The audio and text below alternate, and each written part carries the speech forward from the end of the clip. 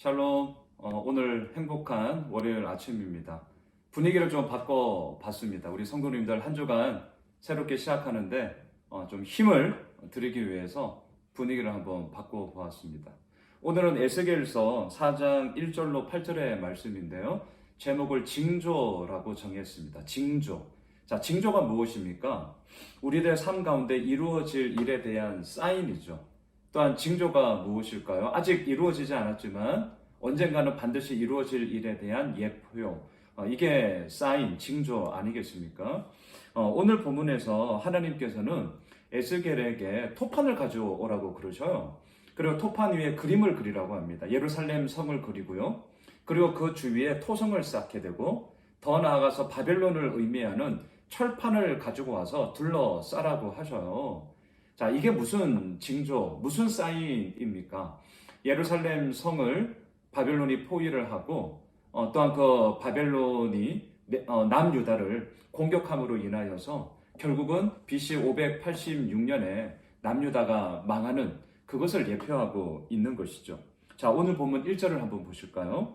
너 인자야 토판을 가져다가 그것을 내 앞에 놓고 한 성읍 곧 예루살렘을 그 위에 그리고 3절로 가보겠습니다. 또 철판을 가져다가 너와 성읍 사이에 두어 철벽을 삼고 성을 포위하는 것처럼 에워싸라. 이것이 이스라엘 족속에게 징조가 되리라. 토판은 예루살렘을, 철판은 바벨론을 의미합니다. 생각해 보십시오. 흙으로 만든 토판보다는 철로 만든 철판이 훨씬 더 강하죠.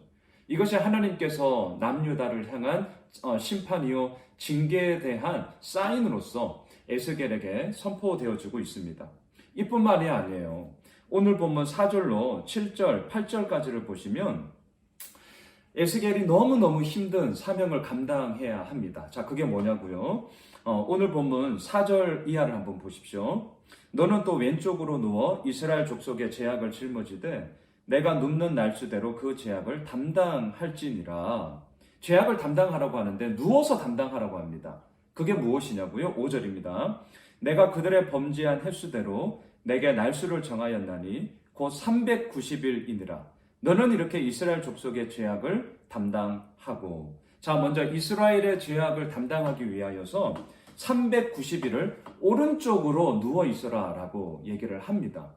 자, 여기서 말하는 390일은 우리가 뒤에서 보겠지만 하루를 1년으로 쳐서 390년을 의미하게 돼요. 자, 제가 마지막 6절까지 더 읽겠습니다.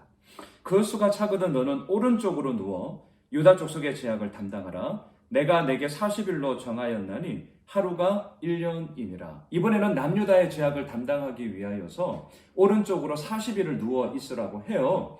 그러면서 말씀하시죠. 이 하루는 1년을 의미하는 거다. 자, 학자들은 이 부분에 대해서 의견이 정말 많아요. 먼저 390일 북이스라엘의 죄악을 위하여서 이스라엘 족속의 죄악을 위하여서 390일 이것은 390년을 의미하는데 도대체 기간이 어디까지냐라는 거죠.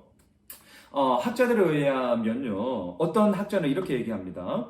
여로보암이 반역한 BC 930년부터 예루살렘이 황무하게 된 BC 539년까지의 기간이다. 이게 오늘 본문에서 말하는 390년을 이야기한다. 또 어떤 학자는 이렇게 얘기하더라고요.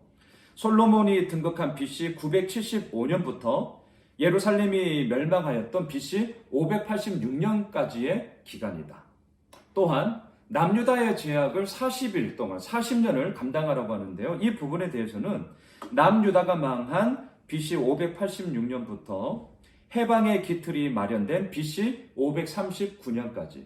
여기서 말하는 539년은 바벨론이 우리가 지난 주일 어제 우리가 함께 보았던 에스더서에 나오는 페르시아 제국, 바사 제국에 의해서 멸망하던 때고요. 그리고 BC 538년에 1차 포로 기한이 이루어집니다. 이 기간, 남유다가 BC 586년에 망해서 BC 539년까지 바벨론이 망하는 이 40년의 어간을 이야기하는 것이다. 이런 이야기들을 해요. 학자들마다 너무나 의견이 다양해서 이거다라고 정확하게 말씀은 드리지 못합니다.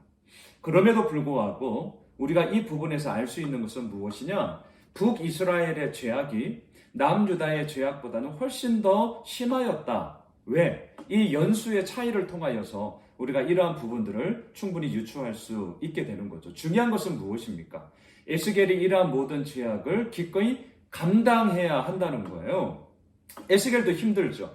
이 힘들어하는 에스겔을 통하여서 결국 누구에게 얘기하고자 하는 것입니까? 바빌론으로의 포로로 끌려간 남유다 백성들의 죄악이 얼마나 심각한 것인가를 지금 보라는 거죠. 누구를 통하여? 에스겔을 통하여. 이게 오늘 본문에 나오는 징조의 두 가지 표시입니다. 자, 말씀을 이렇게 한번 정리해 보고 싶습니다. 에스겔은 하나님께서 부르신 사명을 감당해야 했고요. 또한 그 사명 가운데 정말 힘든 여정의 길을 걸어가야만 했습니다. 오늘 본문 1절로 3절까지 나오는 소위 그림 그리기, 이것까지는 좋아요. 토판에, 철판에 가지고 와서 예루살렘을 향한 하나님의 그러한 징조, 하나님의 심판의 사인들을 나타내면 되는 거죠. 하지만 오늘 본문 4절 이하에서 나오는 390일을 왼쪽으로 누워야 되고요. 또한 40일을 오른쪽으로 누워야 하는, 이것은 너무나 힘든 것이죠. 마냥 누워있어라, 이건 물론 아닙니다. 그렇지만 이러한 모든 사인과 이러한 모든 행함을 통하여서 에스겔은 자신의 전 삶을 통하여 하나님의 이루어 나가심을 선포하며 남유다 백성들을 향한 하나님의 뜻하심을 증거해야 하는 그 사명의 길을 가야 한다는 것이죠.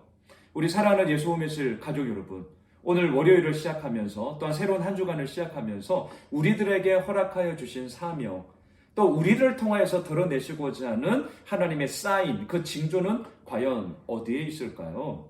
저는 좀 과격하게, 레디컬하게 이렇게 정리하고 싶습니다. 그것은 어떠한 상황이든 어떠한 모습이든 그 가운데서 하나님의 말씀하심이 있다면 우리는 전적으로 순종해야 된다. 저는요, 이 부분에 대해서 타협하고 싶지 않고요, 분명합니다. 우리가 가야 할 길은 바로 이 길을 통하여 아버지 앞에 서야 하는 것이죠. 하나님께서 우리들에게 징조를 허락하여 주셨다면 또한 그 징조, 그 사인을 가지고 우리는 오늘도 그 삶의 여정의 길을 걸어가야 합니다. 바라기는 그 믿음의 길에 우리 모두가 함께 가길 원합니다. 또한 기억하십시오.